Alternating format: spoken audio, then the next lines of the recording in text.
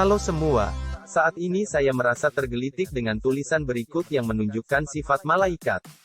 Di mana selama ini kita tahu kalau malaikat adalah makhluk sorgawi, yang tinggal di sorga, tapi ternyata ada sesuatu yang tidak mereka sukai. Apakah itu? Perhatikan video ini ya, dan jangan lupa klik subscribe dan like, karena itu gratis. Referensi kita adalah website kaba12.co.id. Dengan judul hal-hal yang dibenci malaikat. Malaikat ialah makhluk mulia yang menyertai kita apabila kita melakukan perkara-perkara yang selari dengan syariat Islam. Kita telah mempelajari bagaimana malaikat mengaminkan doa kita, mendoakan apa yang kita doakan, berselawat kepada kita dan melaporkan amal-amal soleh kita kepada Allah Subhanahu wa Ta'ala. Bahkan Rasulullah Shallallahu Alaihi Wasallam pernah menerangkan kepada para sahabatnya bahwa seandainya mereka duduk lebih lama bersama beliau atau berzikir, nescaya mereka akan dapat berjabat tangan dengan para malaikat yang turut hadir ketika itu. Malaikat tidak menyertai orang-orang yang membuat perkara mungkar seperti mendurhakai orang tua, memutuskan silaturahim, mengaibkan orang lain, tuduh-menuduh kepada pemimpin, enggan menutup aurat dan berpacaran. Ada beberapa perkara lain yang secara khusus dibenci oleh malaikat. Patung dan gambar. Rasulullah Shallallahu Alaihi Wasallam bersabda, malaikat tidak masuk ke dalam rumah yang ada patung dan gambar. Kurung siku buka. Sahih Muslim, No. 3948/2112. Patung dan gambar yang dimaksudkan dalam hadis ini ialah apa yang menyerupai makhluk-makhluk bernyawa, baik yang masih hidup atau sudah mati, baik dalam bentuk sepenuhnya atau sebahagian sahaja. Contoh patung ialah piala-piala yang ada pemain beraksi di atasnya.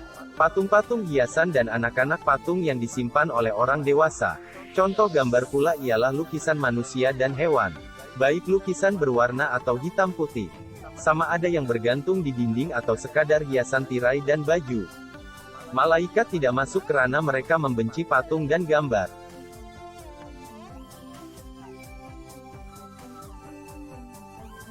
Manusia yang membuat patung dan gambar untuk meniru makhluk-makhluk yang Allah cipta dan ini sudah tentu satu kesalahan yang besar.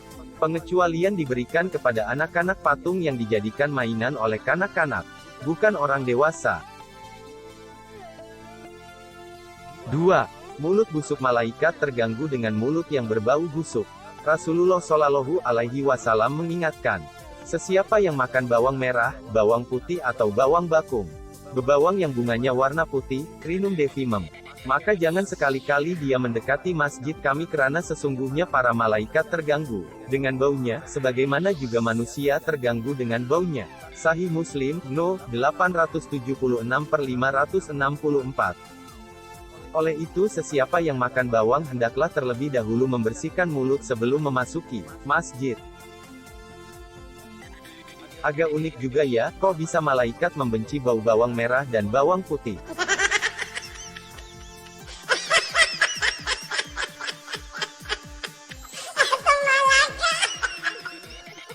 Tiga.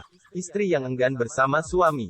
Apabila seorang istri diajak oleh suami untuk bersama, lalu ajakan ini ditolak oleh istri tanpa alasan yang munasabah, maka istri akan dilaknat oleh malaikat dari malam itu sehinggalah ke pagi.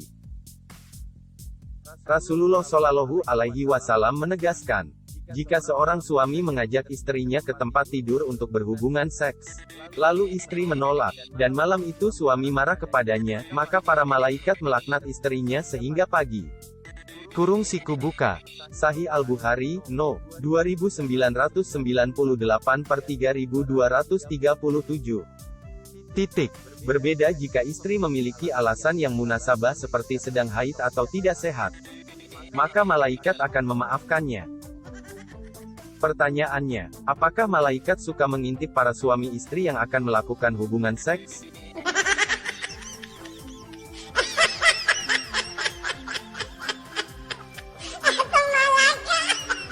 Jadi di saat si istri menolak ajakan, lalu si malaikat langsung melaknatnya sampai pagi.